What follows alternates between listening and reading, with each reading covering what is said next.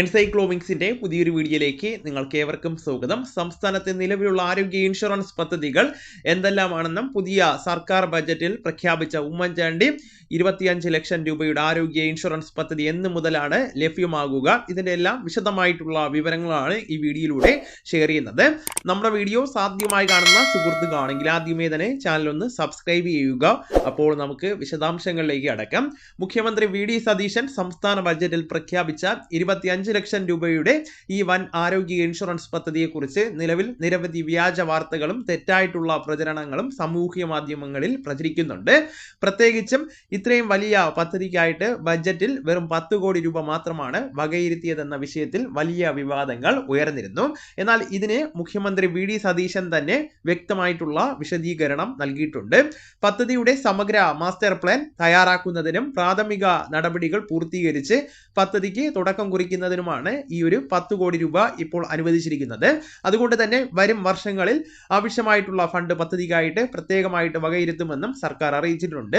ലഭ്യമായ വിവരങ്ങൾ അനുസരിച്ച് 2027ഓടുകൂടി ഈ ഇൻഷുറൻസ് പദ്ധതി സംസ്ഥാനത്ത് പൂർണ്ണതോതിൽ നിലവിൽ വരുമെന്നാണ് പ്രതീക്ഷിക്കുന്നത്.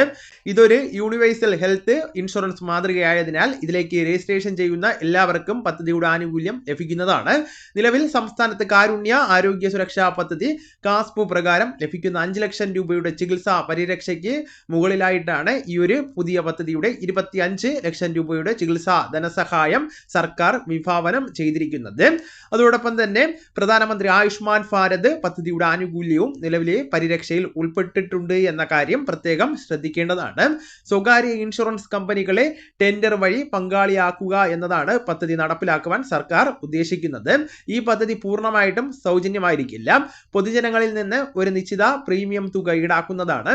എന്നാൽ സർക്കാർ നിശ്ചയിക്കുന്ന വരുമാന പരിധിക്ക് താഴെയുള്ള സാമ്പത്തികമായിട്ട് പിന്നോക്കം നിൽക്കുന്നവർക്ക് പ്രീമിയം പൂർണ്ണമായിട്ടും സൗജന്യമാണ്. വരുമാന പരിധിക്ക് മുകളിലാണ് എങ്കിൽ നിശ്ചിത പ്രീമിയം അടച്ചാണ് പദ്ധതിയുടെ ഭാഗമാകേണ്ടത്.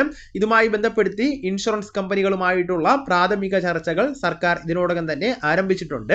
അതേസമയം ഈ പുതിയ പദ്ധതി വരുന്നതോടുകൂടി നിലവിലുള്ള സൗജന്യ ആരോഗ്യ ഇൻഷുറൻസ് പദ്ധതികൾ അവസാനിക്കുമോ എന്ന ആശങ്ക വേണ്ട. സംസ്ഥാനത്ത് നിലവിലുള്ള കാരുണ്യ ആരോഗ്യ സുരക്ഷാ പദ്ധതി കാസ്പു വഴിയുള്ള 5 ലക്ഷം രൂപയുടെ സൗജന്യ ചികിത്സയും കാരുണ്യ ബെനവലന്റ് ഫണ്ട് വഴിയുള്ള ധനസഹായവും യാതൊരു തടസ്സവുമില്ലാതെ നിലവിലുള്ളതുപോലെ തന്നെ തുടരുന്നതാണ്.